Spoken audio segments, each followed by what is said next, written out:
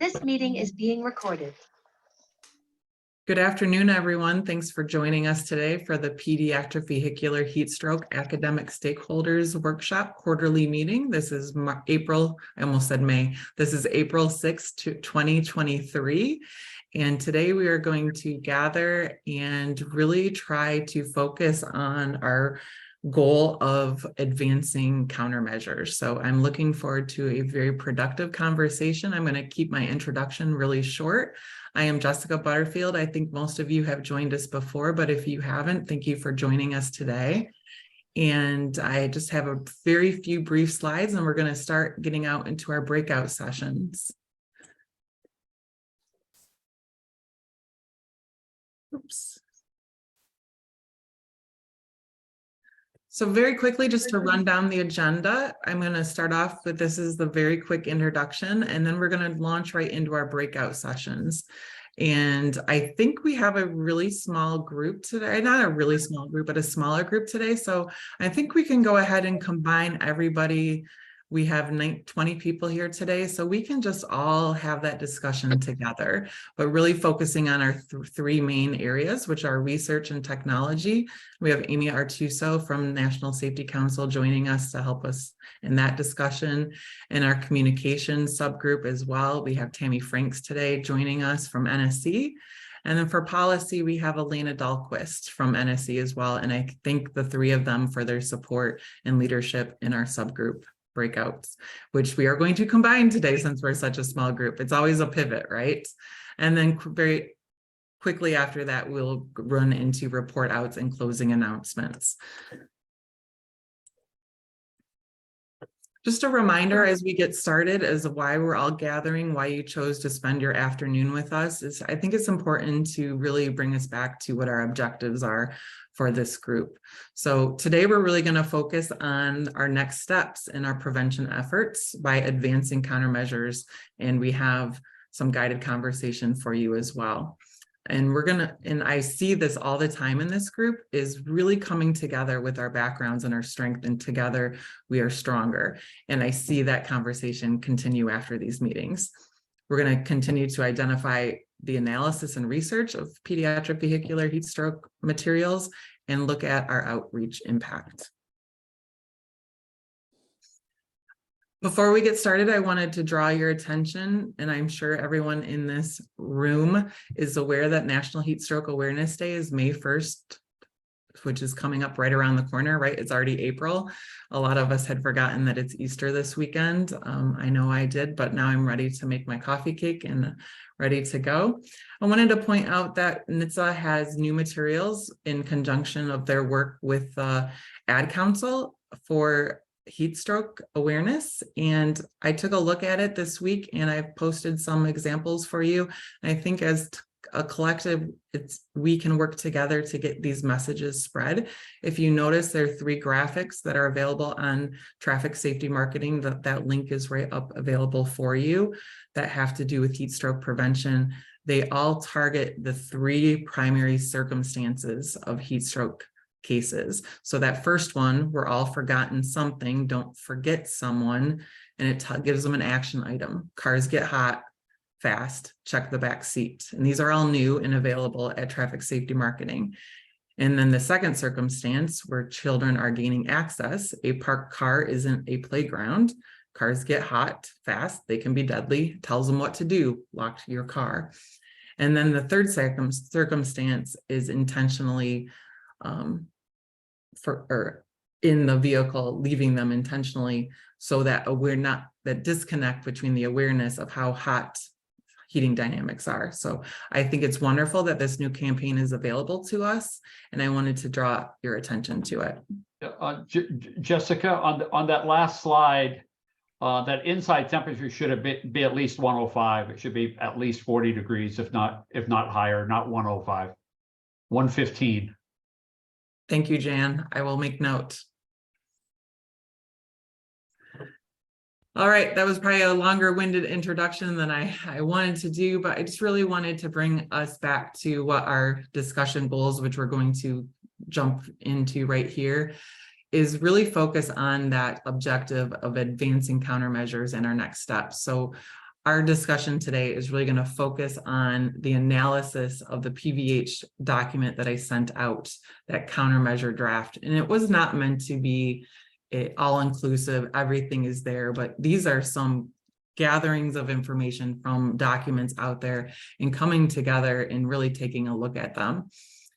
Doing an establishment of goals and timelines. We do these meetings quarterly. Is that enough for your subgroup? Would you like to meet more to be able to meet our driving together in our countermeasures, and to really look at possible goals and roles within those subgroups? So that is really going to be our focus for today. So instead of the breakout sessions, but just to bring you all back, normally we have the research and technology, and then we have the communication, which I wanted to point out is not just about campaigns. It also involves education, outreach, and strategies, and then finally advancing PVH policy. And we also want to make sure that some of you who may have joined us before, to give you an opportunity to introduce yourself if you're new to the group, if you have any announcements, if you have any projects for collaborations. Like I've said, I've seen quite a bit of communication back and forth with this group after our meetings. If you have any projects for collaboration and any upcoming presentations and conferences. So we will start off with there. And my 3 facilitators that are joining me, if you want to take notes or do you want to lead the discussion? Amy, I know you're good with notes, so thank you. I saw you nod your head.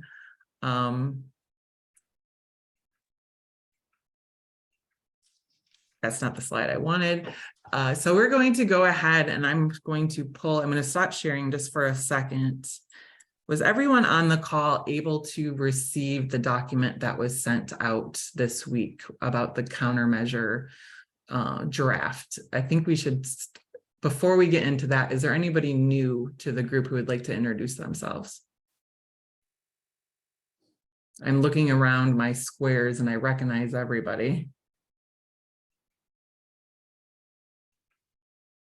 Maureen Johnson, thank you. I realize it was a heavy document and everyone's time is limited, so it is there. That document is going to be a living, breathing document. It's going to continue to be analyzed and discussed. So it's okay that it's, we're at a starting phase right now, but thank you. I see a few names here. Let's see here. I think everyone is pretty familiar with the group. So if nobody has any announcements or anything, we can go ahead. I'm going to pull up that document.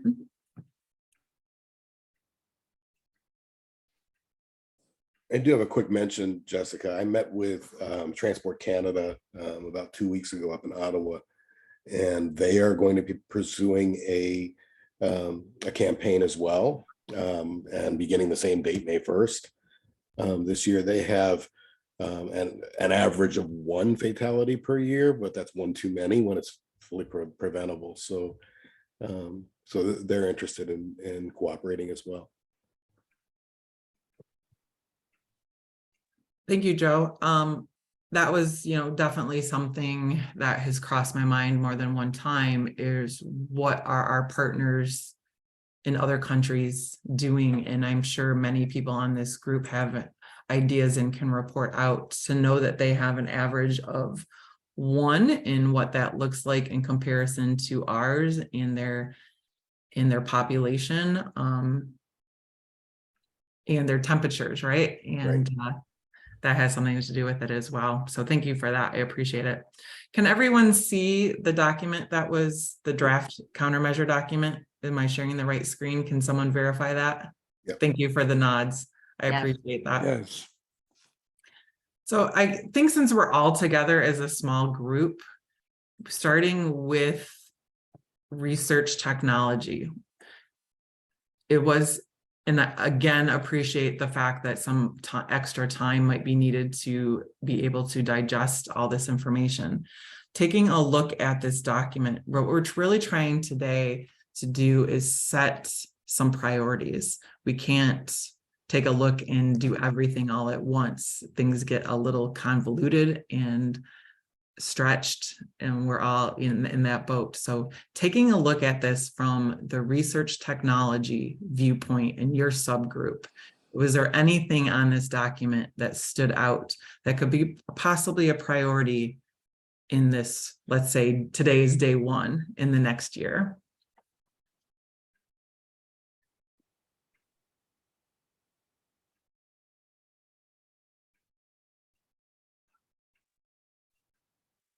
So rolling through.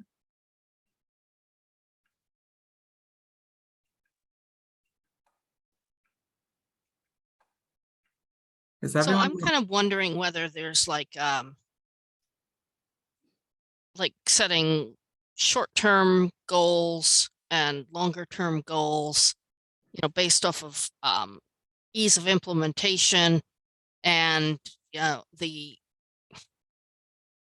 maybe some opportunities for some early successes with quote low-hanging fruit, even if it isn't addressing, you know, the largest cause of these tragedies. So, you know, I think we know from Dr. Knoll's research on, you know, causes of fatality that, you know, the majority of kids are inadvertently left behind, but maybe there's something that we can do that's, you know, short term that kind of has a success, keeps everybody motivated, that, you know, deals with something a little bit more restricted in terms of the amount of children that could be positively affected. Thank you, Maureen. So I agree, short-term goals, you have a very limited amount of time. And is there something that sticks out on this list to anyone in the group? So not picking out on research and technology, anyone in this group taking a look at, and that also in this document, there is the possibility that projects are already in motion, that they're already in flux, and we can help bring them together and amplify their outreach. So I think, yeah, starting with, yeah, that was part of my facilitator guide to everyone is, you know, what are some of our short-term goals for our group that we can, you know, have some success in this first year. So, you know, day one, we can start today. And you think 1 year is a long time, but as we know in this world, that goes by super fast. So is there anything there that's in progress or something that, you know, we can really work together on, you know, in the short term? Hi guys, this is Amber with Kids in Cars. I have something that's not on the list that I'd like to add. And that is working towards getting some of these larger chain childcare providers that are, you know, all over the country using software systems to include some type of automated alert to families through that software system. And, you know, I really feel like this is low-hanging fruit. It's not that difficult. It is a very simple add to these software systems and something that would affect a large number of families if we could get it even implemented in one. You know, these places like Primrose Academy, they have many locations throughout the country.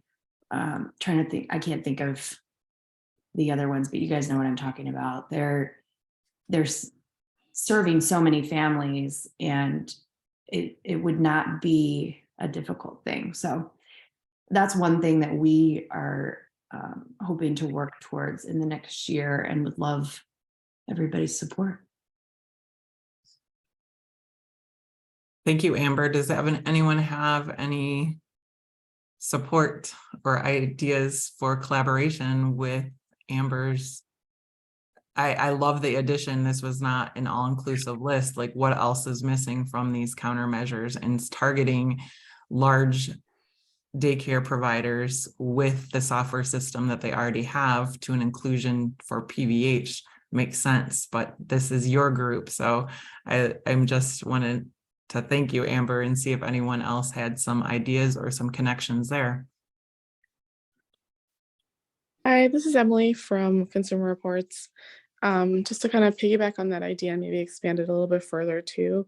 I know like my son goes to a home daycare, but they all receive like materials or different things that they have to like do with the state's Department of Early Childhood Care or something. It's called something to that effect, but every state has one. And so I wonder if maybe partnering with them on like the State Department level and provide so that they can disseminate heat stroke prevention material to the all the various license providers that they have, and maybe make it part of like their requirements of the stuff that they need to even have posted in their daycares, so that like as parents are coming and picking up or whatever, it'll be something that they see, they can talk to them about, etc. They can, you know, gain educate, like maybe doing the NSC training course or something as part of like their licensing program. You know, there might be opportunities for us to be able to like promote the education from the top down, so that, you know, a lot of the, I know even my son's providers, like when I've brought it up to them, most of them are just like, oh, is that a thing? That doesn't happen. I don't think we have to worry about that. So like, you know, I'm the parent doing the education with them, which is fine. But ideally they would be aware of these situations, right? Like they are about car seat education, and then being able to like pass that information down to the families that they're working with. So just another consideration. I don't have state connections, but in the ideal world, somebody in this group does. Emily, we've had some good luck in some of the states where, like here in Kansas and Missouri, I'm in Kansas City, so I kind of touch both states. But because I'm here, I have those local connections, and I've had great success with getting those state departments. I think here it's Kansas Department of Health and Environment that oversees the child cares, and they've been really open to and eager to get those materials out. So I think that's a great idea. And nationally, one of the biggest childcare providers, early childhood care providers, is Head Start. And it'd be great to get Head Start on board with that on the national level and let it trickle down.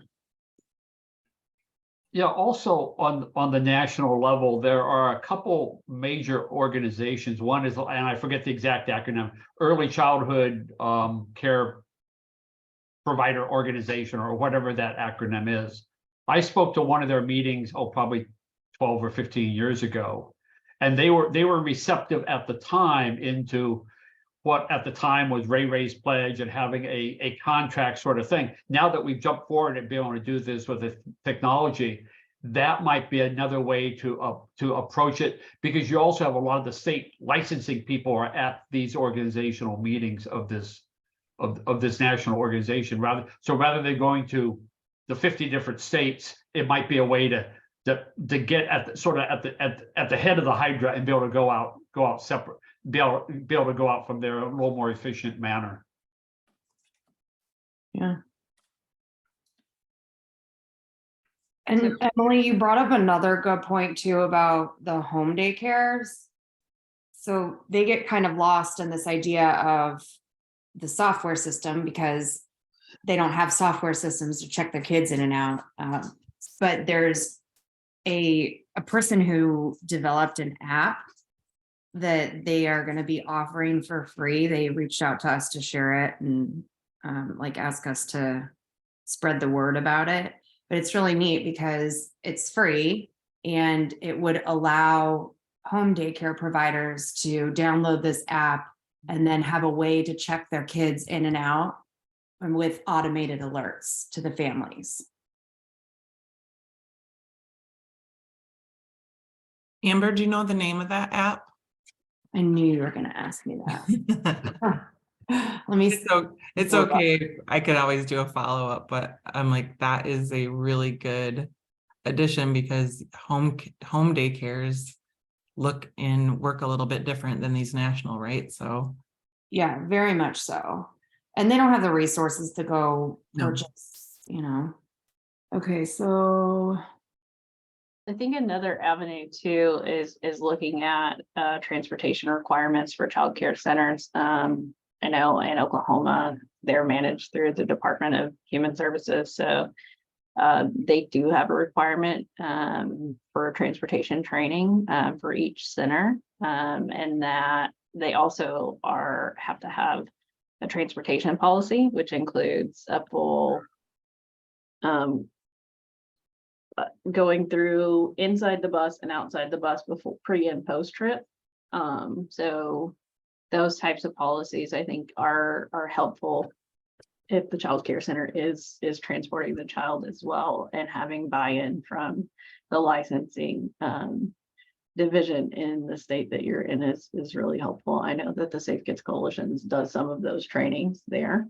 So including that PVH message is super helpful. Thank you, Cass. I just included the link to that app I was talking about in the chat.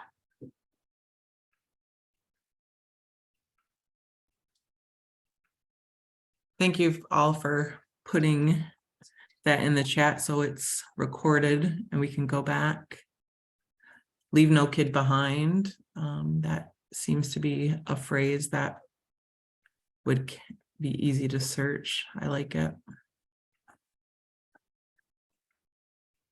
Yeah, and just one mention on your bullet number 5 under education, Jessica. For consistency purposes, I had a couple of conversations actually at Lifesavers, and while we're seems to be transitioning to using PVH, and you know the what that stands for in a lot of our materials, that's not something that the parents and caregivers necessarily resonate with. So, you know, if we have some agreement among this group to use Heatstroke or hot cars as something that parents will understand more readily this year, I think that probably makes sense for terminology. What are some thoughts on that? Because I have some, but would love to hear the entire group here, or at least those who have some thoughts. But in my head, the pediatric vehicular heat stroke works really well in this group. But yes, when, you know, communications and outreach and education, having heat stroke and hot cars, to have some consistency there, I think makes sense. So to come to some consensus within this group to have united language would be wonderful. So what are some thoughts on that? I think it makes sense to use language that resonates with caregivers. So something that they're going to understand as what it actually is. You know, I hear heat stroke and doing other injury prevention, I think of several different things, right? So Sports related. yeah. So I think that, you know, maybe it would be beneficial for us to do, you know, just a kind of internet survey or something to see, you know, what resonates, to get some feedback. I know that's sometimes associated with cost, but having some feedback from the general public or people who aren't specifically in injury prevention might help us guide to a better understanding of the general public of what the messaging is. I tend to agree with Joe that it's not something that people outside of our world understand or resonate with. And if we want to use it like internally, I'm seeing it start to trickle out into like the media reports and everything on social media. And so I think when you have different terms you're using for different purposes, it can get confusing. So whatever we can do to be consistent and internally and externally, I think would be beneficial. In most of the literature that's out there, you really have to think about the grade level as well for the persons that are reading it. And most commonly, they use the 5th grade learning level for what literature is out there in what we communicate. Good point. Yeah, I Yeah, agree well, with what everybody else is saying too. It's got to be a little something that's less scientific sounding and more something that would resonate with people while maintaining, a certain seriousness about it. Frankly, I have the same concern in terms of connecting with people about the importance of this issue with using the word forgotten, because I think that turns people right off. Oh, I will never forget. So, left behind, that is simple language. I sometimes say inadvertently left behind to, distinguish it from, being deliberately left in the car. But that's kind of a big word too, I suppose. But, I just feel like so many people, when you say forgot, there and especially when you talk about a potential strategy, well, you should leave your purse or your phone in the back seat. Oh yeah, so you think, Maureen, that I think my phone is more important than my child, therefore I'm not listening to you anymore. This is a topic that often comes up. You can say you forget your keys, you forget where you parked your car, you just don't forget your child. And so people are offended at the word forgetting a child, but I have to say there's just no other word for it. And all the attempts at sort of euphemisms to avoid the word forgot, I mean, they all fail. Bottom line is these children are forgotten. And there's just no other way to describe it, and using any other word really doesn't describe it any better. And there are a lot of catastrophes that occur as a result of human error. Planes crash, police forget their guns in public bathrooms. What should they say? They unknowingly left their gun in the bathroom? No, they forgot it. So as difficult as it is to appreciate how it can happen, frankly, the proper word is that these children are forgotten. And the reason why they're forgotten is because the driver loses awareness of the child in a car. But, if you plan to stop at the store on the way home and you get there and your spouse says, "Where's the milk?" You don't say, "Well, I lost awareness that you asked me to get the milk." You say, "No, I forgot to go to the store." And as a scientist, I can just tell you that's really the only word that's appropriate. And I know people are offended at that. And they will say, "Well, you can forget anything, you don't forget a child." But frankly, that is what happens. And I know that too, except that a large portion of this countermeasures document deals with education, and whether it's educating daycares or parents themselves or the public in general, if we're using a word that people kind of turn off the message when they hear it, then is there some happy medium that we can think about? Yeah, this is actually why from the very beginning I've been not an advocate of education, because I think, first of all, you're right. As soon as people hear about the importance of educating themselves so they won't forget a child in the car, it turns them off. It's completely contrary to the feeling people have of nurturing their children. I mean, this idea that people are going to leave a hospital right after they have a baby, and you're giving them something that says, "Don't forget your child," it's the last thing that's on their mind, and they're going to reject that. So I do think people need to be educated not to intentionally leave a child in a car, or to be sure a car is locked so they don't gain access. But this is why absolutely we need technology, because the vast majority of people may even accept that someone else could forget a child, but people are not going to say that I'm going to forget my child. And so most people will say, "I won't forget my child." And second, they're not going to take action to be sure they don't forget their child. And that's why I absolutely believe more in technology than education.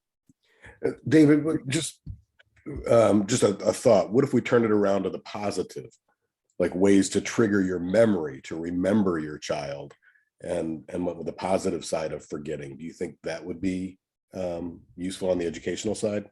I know we need. Well, again, that would first it would require someone to accept the possibility that they could forget their child.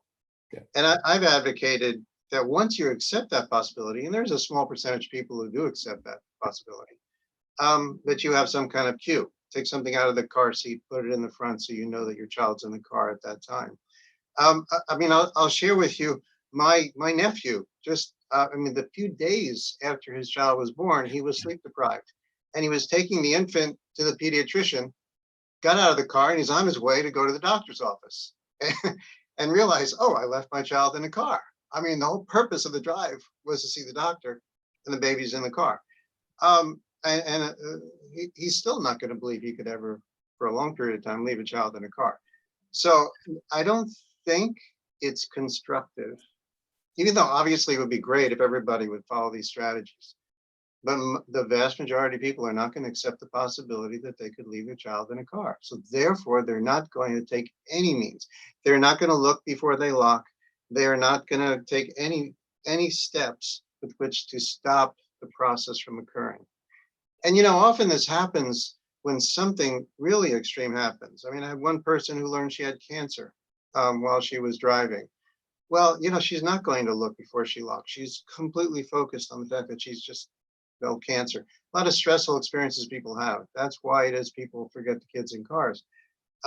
That's why it is absolutely so necessary for us to have technology, because people will fail and their memory will fail and they don't believe they can leave a child in a car.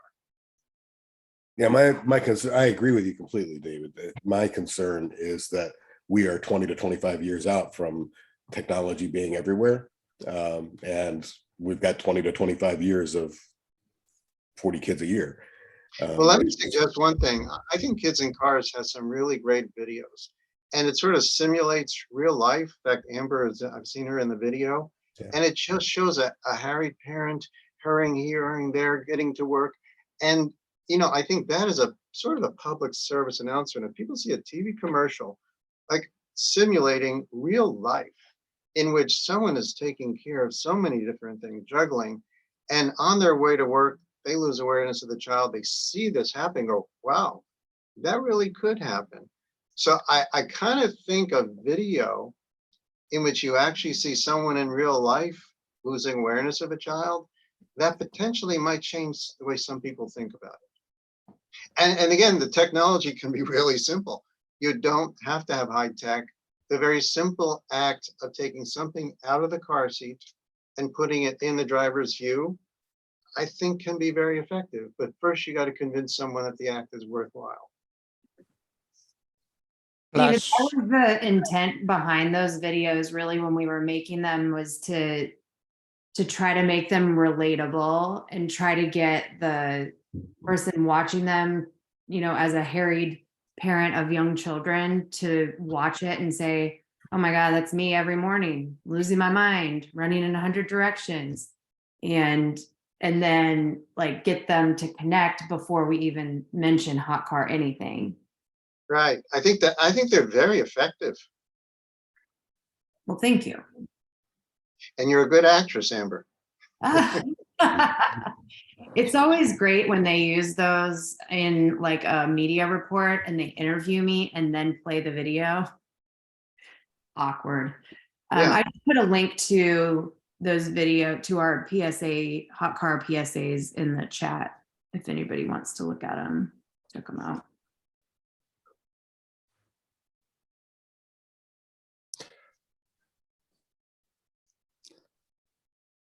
Yeah, I also saw the videos and I loved the real world aspect and the connection. You can be like, we've all been in that space.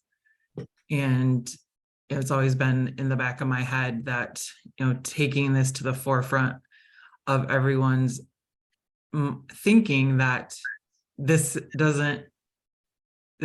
I'm not special. This can happen to me. This is the way that the brain works. And having a video that shows that harriedness, that, you know, all that pressure, everything coming at you, and just the brain works is unfortunately the way it was intended to do. I know I personally was sharing a story with coworkers that last week I found myself in my old neighborhood driving home from Target. I don't live there anymore. My mom doesn't live there anymore, but somehow I took multiple turns and I didn't realize I was in the wrong neighborhood until I passed my old house that I haven't lived in for 20 years.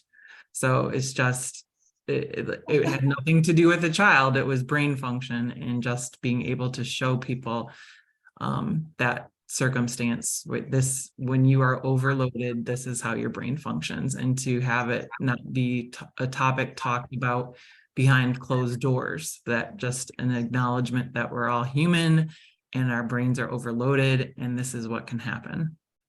So I love those videos as well. Thank you, Amber. Thank you. You're welcome. Isn't it also true that many people don't realize or forget how quickly a car can heat up?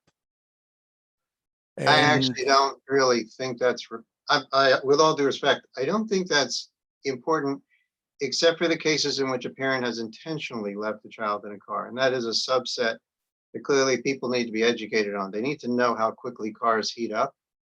But I don't think that will have any influence on the people who forget children in cars. well, then we have to remind them. Maybe the Weather Channel gives up a warning on each day and say, hey, the sun is out. Watch out that you don't forget your child in the car. Well, no, again, I don't think that's relevant to memory, because forgetting is not an intentional action. Forgetting, it just happens. It's not like you're saying, well, I can forget my child because the car won't get too hot. When people, and it's really important to think about, it's losing awareness. And it's very, people can be offended, and I understand that. But if you have the plan to stop at the store on the way home and you forget what actually happened, you lost awareness of your plan. And so this is what happens to people when they've got their child in the car. You have a child out of view behind you, and the child is quiet. So being aware of how hot a car can get has really no influence on whether or not someone will forget a child. That's a totally different subset is what I'm hearing, Dr. Diamond. Right. Yeah, and people want to talk about that a lot, like the media wants to focus on that. And so sometimes, you know, we try not to focus on it in our materials and stuff, but we also can use that as a way to introduce some of these other ideas about the subject. It's a good, you know, they always want something visual in the media. It's a good visual that you can use to then open up the discussion about the memory and the other aspects of it. Yeah, I hear that and I feel that, because I think you can really relate to what it's like to open your car door and get in it when it's extremely hot. So it's a good lead to be able to talk about the other circumstance, which is the main chunk, right? The forgotten. But you're right, you have to get in to have the listen first, and it is a part of this strategy that we're looking at. So thank you again, Amber.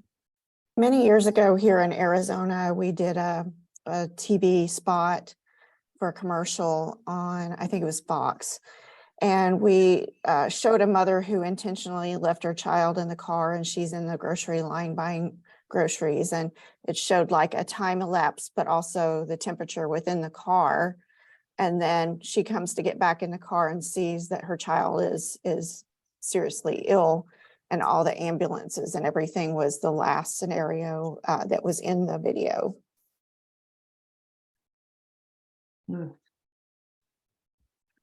Is there anyone on this call who has any input on possible short-term, long-term goals for PVH policy? We've talked a little about education, and then I have another ask of this group after. Is there anything with policy or research or in technology that stuck out as a possible short-term goal to this group? We've got to continue pushing for the occupant detection. We now have documented 4 babies that have died in cars that have a rear seat reminder alert. And, you know, the situations were all very common circumstances, you know, a parent with changes of routine that didn't do daycare drop off. And then, so 3 of them were like that. And then the 4th one was a situation where it was a miscommunication between mom and dad. They were coming home from siblings t-ball game, baby fell asleep, mom ran inside to use the restroom, dad got the other child out, each of them kind of went on doing their own thing, thinking the other one had gotten the baby out, and the baby never got out. And the alert didn't do anything to change those situations. So we're just really, really concerned that there's this false sense of security and misunderstanding about the end of trip reminders. And I think as part of our education and awareness efforts, we need to make sure that we are helping people understand what those systems do and what they aren't capable of doing. Hey, Jess, this is Kristen. And I know last time we talked about some of the advanced technologies, and I usually participate in that breakout group. And so I'm sorry to have missed a lot of the discussion with respect to policy, but I just wondered if there's been any discussion about the role of NCAP in either giving credit to auto manufacturers for having or differentiating between, for example, the door logic versus the and comparing that to what they're doing in Euro NCAP and having some kind of harmonization. Thank you, Kristen. That was definitely on there, but not as eloquently as you just said. The giving credit and the differential between the system is, I think, definitely worth pursuing to this group. And we just combined all the subgroups today, so you didn't miss anything on policy or research and technology. We had a smaller group today, so which leads to my next, and I thank my three facilitators here, Amy, Alaina, and Tammy, for helping me pull together the notes that I will go through after this meeting to pull out some of those short-term and possible long-term goals. But just wondering, as a collective, we meet quarterly right now, and these subgroups are usually half an hour to 40 minutes. Is there possibility that we can meet in subgroup, and I would be attending these, for support and to gather everybody and to run behind the scenes? But is there the need, if we want to keep advancing, and I think you know where I'm going, is once a quarter enough for our subgroups to meet the needs of these countermeasures? And if we meet more often, what does that look like? Bi-monthly? So I want to throw that out there, and who's going to be the first one to weigh in on that? I'll weigh in on it in two ways. One is yes. I think that we should accelerate at least voluntary meetings. That doesn't mean everybody has to show up, but for collaborative purposes, especially over the next few months, while dangers are very high, I think that's a good idea. And I also, just before we completely leave policy, there's a concern. We have some child restraint manufacturers, so I saw Sarah Haverstick is on the call, who have incorporated alert technologies into their car seats and tested them extensively. But the New York bill that was to have add-on products sold wherever car seats are sold has been relaunched or I think we talked about that last time. Yeah, and that's a big concern for the car seat performance in a crash, is adding something to it, especially when you're testing with a crabby hybrid dummy in a forward-facing car seat. So I think we need to stay away from that as far as policy at this point.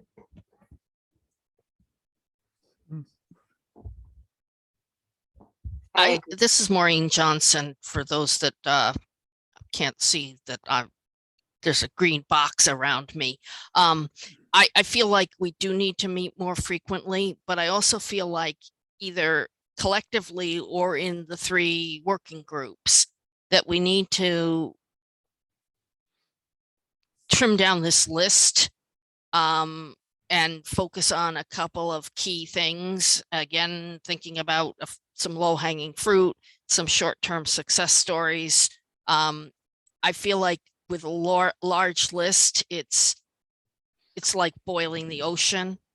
Sorry for the hot reference there, but I just feel like we should be able to pick us from this list and make a smaller list of those things like Joe was saying that, you know, we want to work on over the summer and, you know, this year.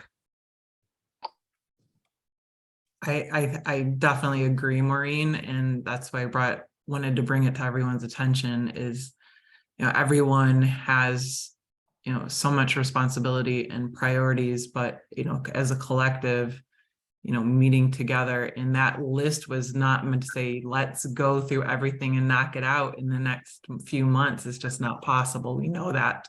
But I believe that this group and the collective mindset and the experience can really take a look, like you said, and pull out or add, as we heard today, many have other ideas to get the ball rolling and to move and enhance some countermeasures perhaps that are already in existence.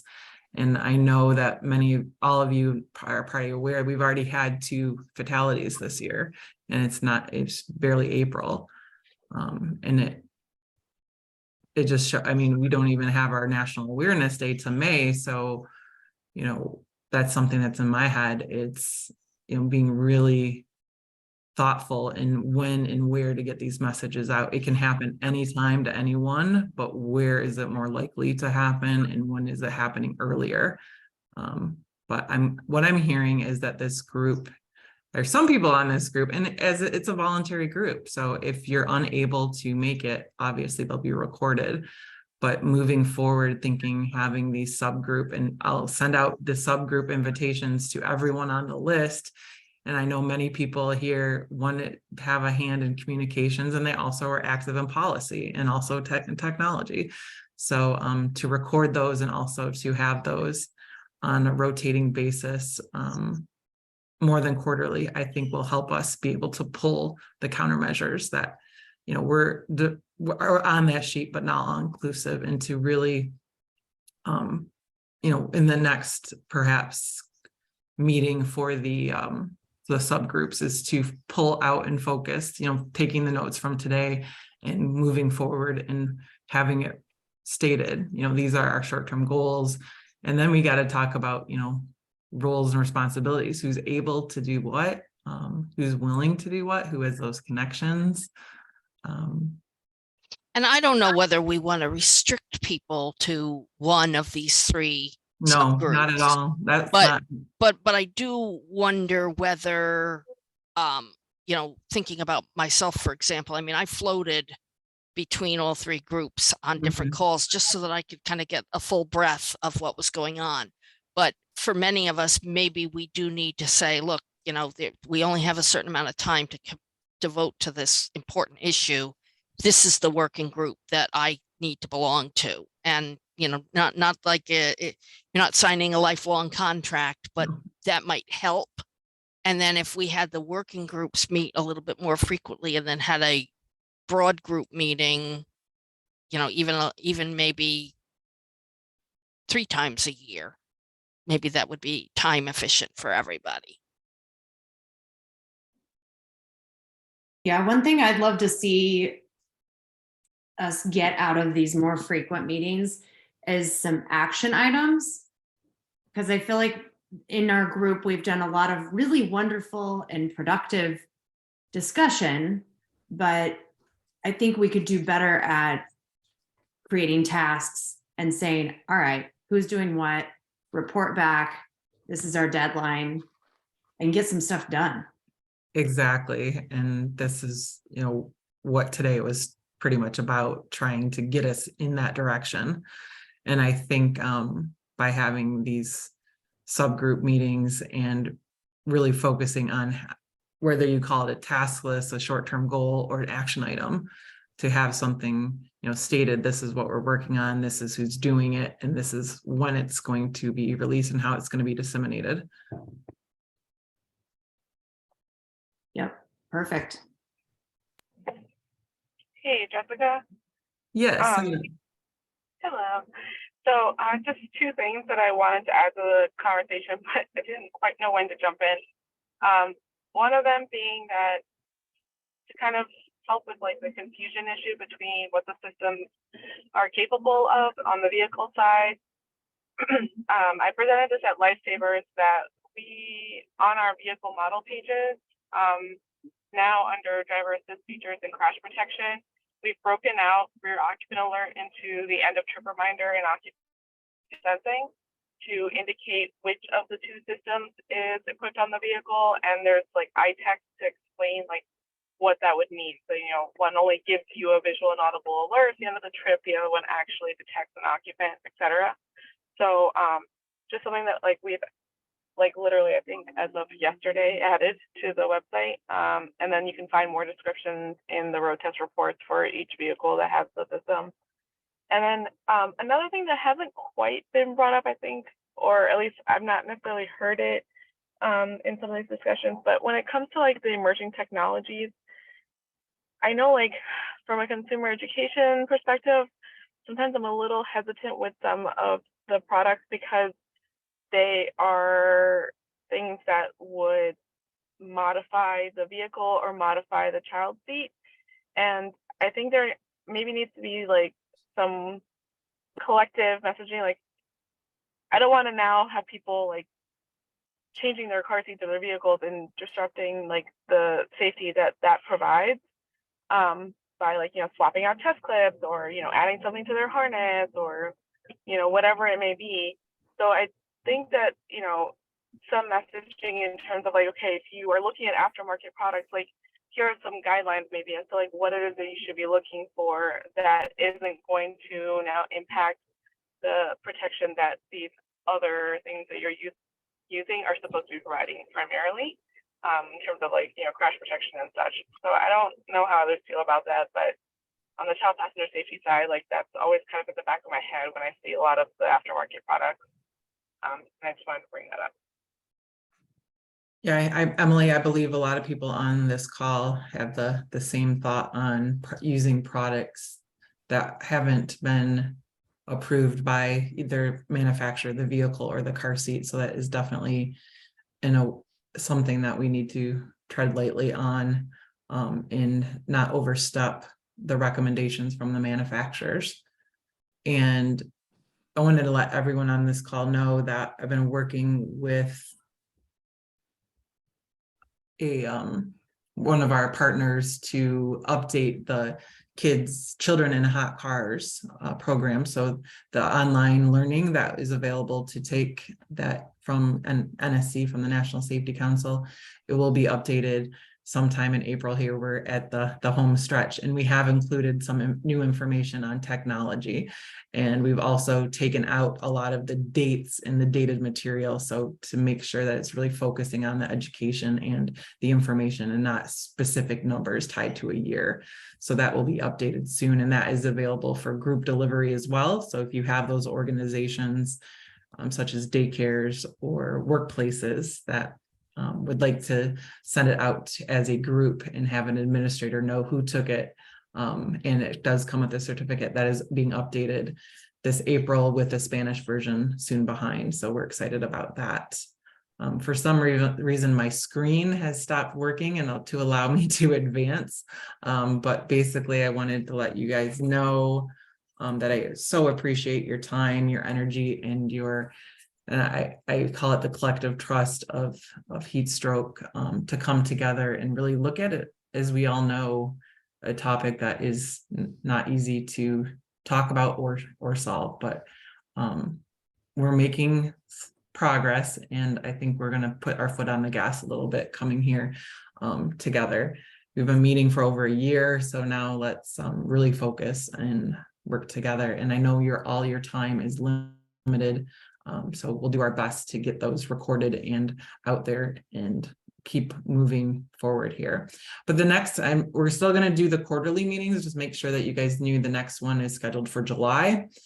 I noticed that it's right after the 4th of July. So the timing again with that one may not be great for everyone, but small or large, you know, we have over 20 people from a vast amount of industry, and we can continue with these meetings. So thank you very much for your time. I am going to stop recording if I can. For some reason, my mouse stopped working, but I'm going to call the meeting for the day. I'm going to work with my facilitators. Thank you again, Amy, Alaina, and Tammy, for recording everything that is probably already out of my head a little bit, and because there's so much discussion today. And I thank you again all for your time, and we'll see you before July. I'll be sending probably a doodle poll, trying to figure out what works best for everybody. I can't please everyone, but I'll try my hardest. And thank you again today. And as we know, it is heat stroke. I hate calling it season, but hang in there. Keep everything top of mind and forefront, and together we'll keep moving forward. Thank you again. And like I said, I'm going to stop recording here as soon as my mouse works, but I'm going to stop talking and let you guys continue amongst yourselves if you're able. Thank you so much. Thank you. Thanks, everybody. Thanks, everybody. Talk to you soon. Thank you. Thank you.